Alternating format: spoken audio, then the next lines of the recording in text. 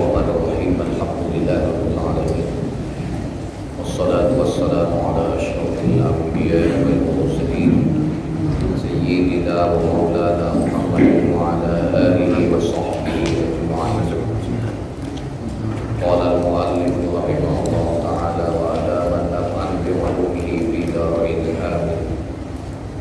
Qala Allah ta'ala fi kitabil aziz Qalu subhanaka la ilma lana illa ma 'allamtana innaka antal alimul hakim.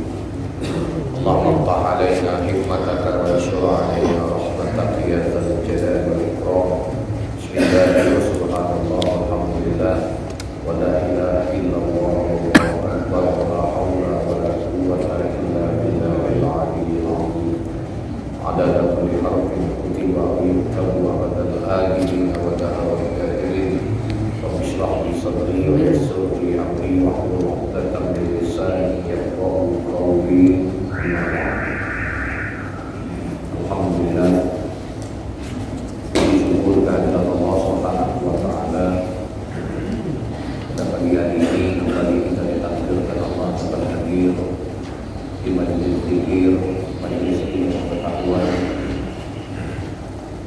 Salawat dan salam selalu dan semoga tetap Allah limpahkan kepada qudwah dan uswah kita Nabi Muhammad sallallahu alaihi wasallam, pada para keluarga, sahabat dan pengikutnya hingga akhir zaman. Melanjutkan pembahasan kita pada pagi hari ini halaman 68 dari kajian kitab Salamul Fudala. La tazharan fadilatan kaifa taqida la tabruzan yunkiruka wazaila ay la tazhar binnas ta'ataka li ta'taqida annaka fadilun bi kathrati ta'at.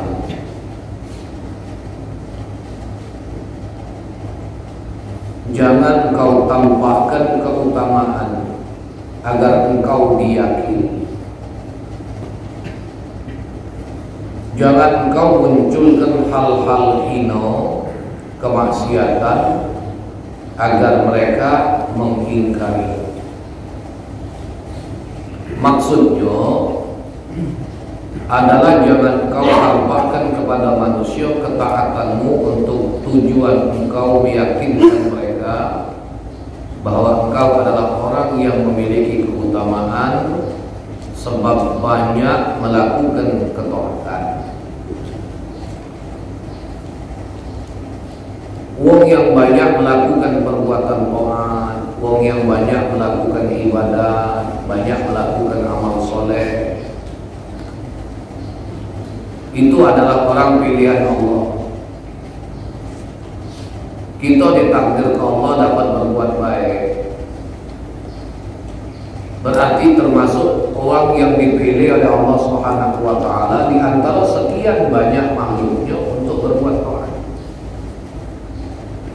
Sebab sadar atau tidak sadar, ketika kita melakukan ketaatan, ketika kita melakukan ibadah, pada waktu yang sama begitu banyak juga hamba-hamba Allah Ta'ala yang belum diberikan kesempatan untuk berbuat taat.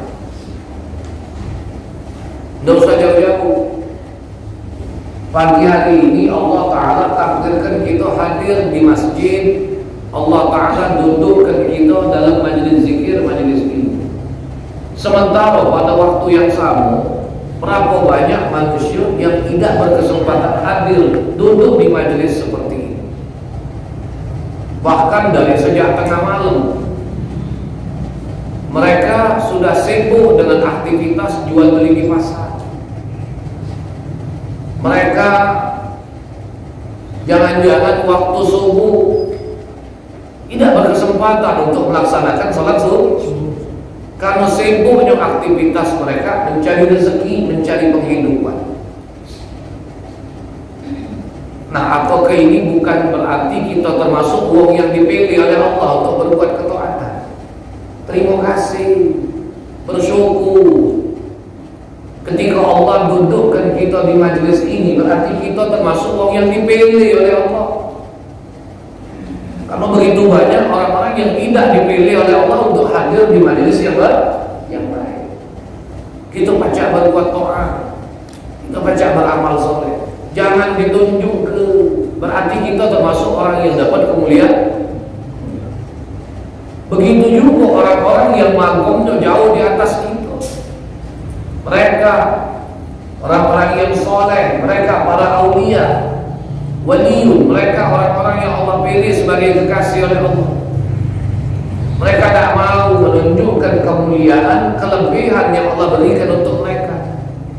Kenapa? Justru itu hal yang malu untuk mereka tampakkan. Jadi seolah-olah minta dikatakan hebat, minta dikatakan dia punya kedudukan, bahkan mereka menyembunyikan. Maka itu jangan heran kalau banyak wali yang mereka mengasingkan diri. Bahkan mereka tidak kepengen mereka itu dikenal kalau mereka itu wali yang punya kelebihan. Takutnya kakek orang-orang yang mendekat kepada mereka tujuannya bukan untuk Allah, tapi justru tujuannya untuk mendapatkan kemuliaan. Kalau wali Allah nyuruh keramat, kalau wali dinyu oleh Allah Subhanahu wa taala hal-hal yang khariqul ada, hal yang mencari adat, hal-hal yang terjadi di luar nalar akal pikiran manusia secara ukuran standar kemanusiaan, mereka takut menampakkan hal-hal semacam itu. Ngaku ujung-ujungnya kaget uang nyontoh dia berbuat taat, tujuannya supaya dapat keramat. Kiai itu ngamalkan ini, subhanallah, Allah nyuruh dia kemuliaan ini. Kiai itu ngamalkan wirid ini, ngamalkan hizib ini, akhirnya diberikan oleh Allah Ta'ala keutamaan ini. Nah, akhirnya itulah yang bakal menjadikan mulut-mulut manusia beramal bukan lagi tujuannya murni untuk Allah Subhanahu wa taala, tapi untuk tujuan dapat seperti apa yang Allah berikan kepada para wali. Wali itu tidak minta diberikan oleh Allah kemuliaan. Tidak ada wali yang minta diberikan kemuliaan. Tidak ada wali yang minta, ya Allah nyuruh aku keramat. Tidak ada. Tapi karena buah kesungguhan mereka, buah keikhlasan, buah ketaatan mereka diberikan oleh Allah dia kemuliaan. Itu mesti mereka tutup rapat.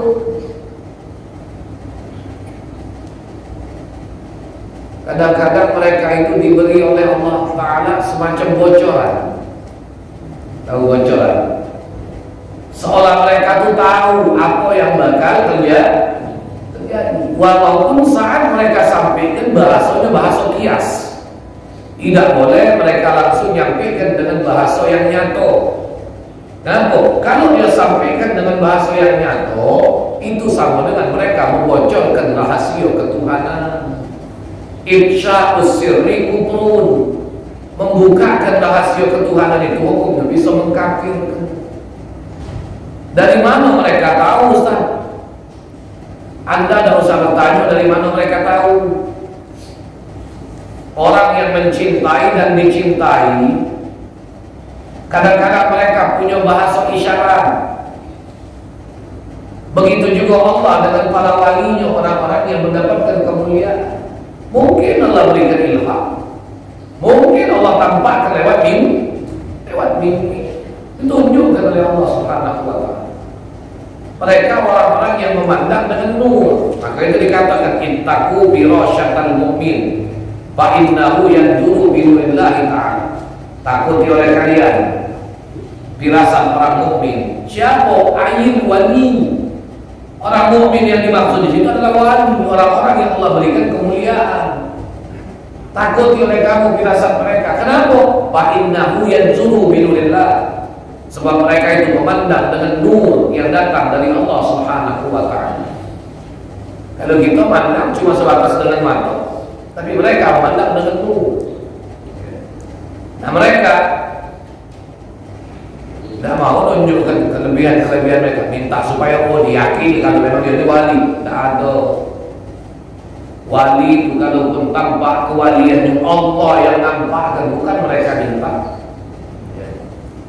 Nah begitu juga, jangan kau munculkan hal-hal yang hina agar mereka mengingkarimu,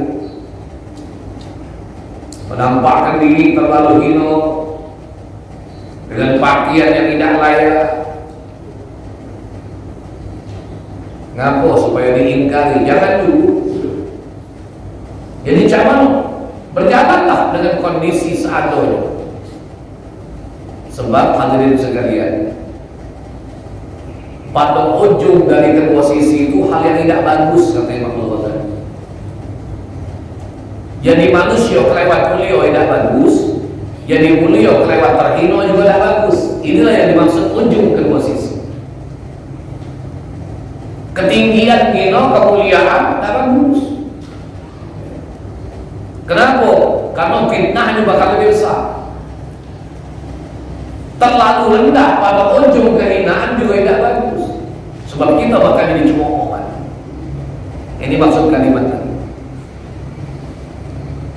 Jadi jangan kau tampakkan kepada manusia ketaatanmu untuk tujuan kau meyakinkan mereka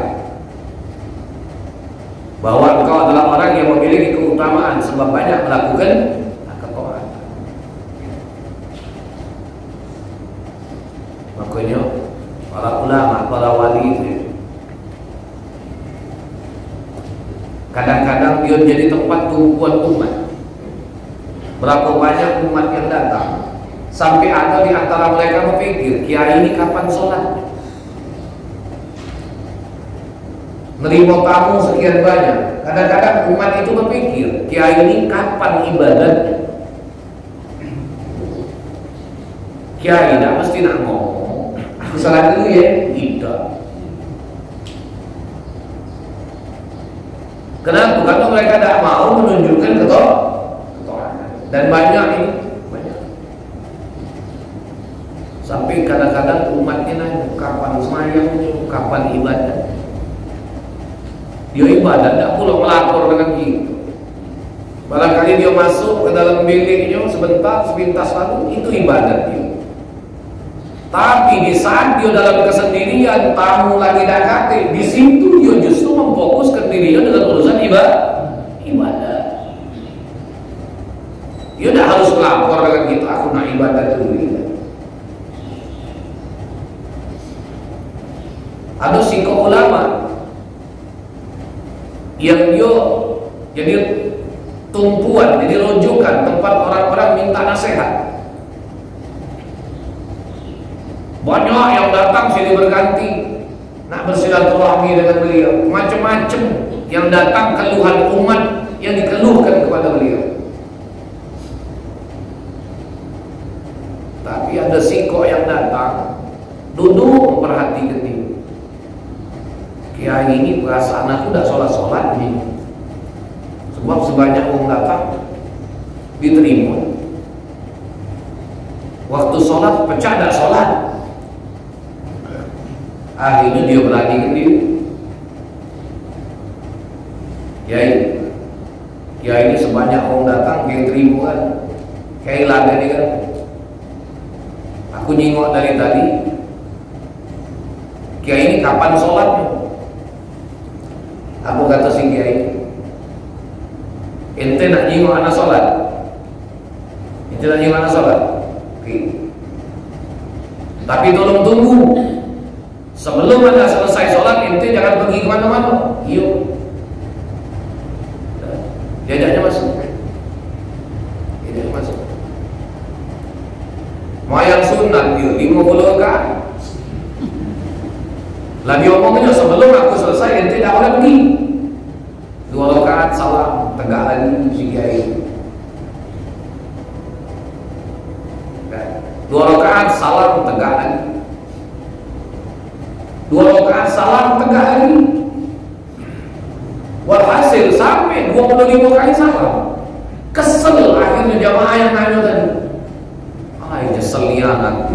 Ngaku, mana aku tahu kalau ini tak ada tanya. Ngaku ya. Selesai kiai tadi sholat, ditanya lah oleh kiai, sudah itu nyinggung anak sholat? Sudah. Kesel lah? Kesel. Apa ya kiai? Anak sholat, anak tidak perlu melapor sama ente. Anak cukup melapor dengan Allah. Maka ente jangan pernah bersuuzon. Ketika tamu singkok balik, anak masuk. Anak sholat. Walaupun saat itu anak cuma sekedar melepaskan sholat yang fardu. Kenapa? Yang datang kepada aku ini umat dengan berbagai macam keluh kesah. Yang ini nak minta doa, keluarganya sakit dalam kondisi kritis. Yang ini datang dengan keluhan terlilit utang yang begitu hebat sampai diancam bakal dibunuh. Yang ini lagi datang tak kuat menghadapi tingkah laku anaknya yang sudah mencampakkan harga ini dia. Nah, buat aku, kata si kiai, ada waktunya di mana aku bisa melaksanakan sholat sunat dengan tenang. Dan bagiku yang lebih afdal lagi adalah aku nerima keluh kesah mereka. Sebab mereka datang tujuannya nak ketemu dengan aku. Mereka orang-orang yang datang mencari ketenangan. Mereka tuh datang punya masalah dengan kegalauan, dengan kegelisahan. Mereka butuh ketenangan.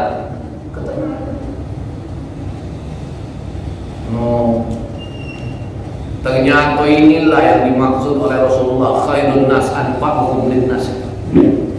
Sebaik-baik manusia itu adalah orang yang begitu banyak memberi manfaat buat orang lain. Kalau kau cuma sekedar nak nyium aku sholat, nah sudah, kan sudah sholat aku katanya. Sudah puas kau katanya. Sudah terjawab pertanyaan kau. Bis. Ternyata orang-orang semacam itu dia tidak perlu melapor dengan kita. Dia sholat, dia menunaikan kewajiban. Mungkin malam hari dia habis untuk berzikir, untuk sholat sunnah, untuk baca Quran, untuk sholat. Dia tidak perlu melapor dengan kita. Jadi kita kadang-kadang ketemu dengan ulama yang model itu, kita jangan seuzon. Jangan pernah kita punya sangka yang dia. Karena magom dia dengan magom kita tidak sama, levelnya beda. Kita tidur dia ibadah, kita tidur dia zikir malam-malam.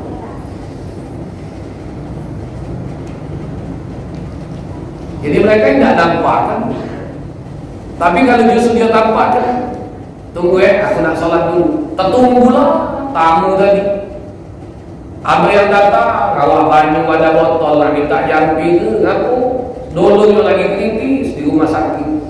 Tertunggu, tertakzir. Nunggu siapa? Kiai lagi sembahyang. 2 rakaat tegak lagi. Yang datang lagi tertunggu, bawa banyak minum, minta jampi ke Pak? Belum keluar juga, belum lagi sholat. Akhirnya kakek kamu dalam hati terlintas, oh kiai pakai sholatnya lagi lama. Nah ini yang rusak wali-wali, tak galak maksudnya wali-wali begitu. Jadi mereka tidak nampak beda dengan kita. Semakin banyak mata manusia semakin nunjuk ke Allah Akbar. Akbar. Ini dari mana? Walau gitu. Benar gak itu gitu? Nggak ngaku nggak. Jadi inilah yang membedakan kita dengan orang-orang sholat. Kedua, kita ini justru nunjukkan ibadah, ngambokkan ibadah, Kita katakan, oh ini punya magom, ngaku ini ibadah hebat, bukan main, kaku dan lainnya. Tapi tidak boleh nunduk ya, jangan tuh.